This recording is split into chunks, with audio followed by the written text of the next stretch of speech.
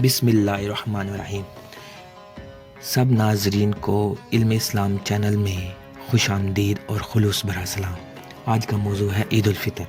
عید تو ہر ایک کی ہوتی ہے، کافر کی بھی ہوتی ہے اور مومن کی بھی ہوتی ہے، اور ہر کوئی اپنے اپنے انداز میں مناتا ہے، لیکن مومن اپنی عید اللہ تعالیٰ کی رضا کے لیے مناتا ہے، جبکہ کافر اپنی عید رضا شیطان کے لیے مناتا ہے۔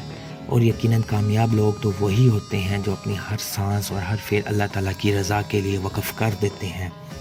اللہ تعالیٰ کی ذات مقدسہ تو اپنے بندوں سے ماں سے 70 گنا زیادہ محبت اور شفقت فرماتی ہے۔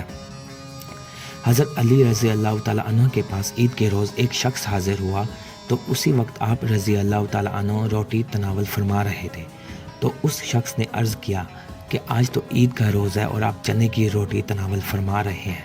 حضرت علی رضی اللہ تعالیٰ عنہ فرمانے لگے، عید تو اس کی ہے جس کے روزے قبول ہو گئے، جس کی خطائیں معاف کر دی گئیں، جس کی کوشش مشکور ہو گئی۔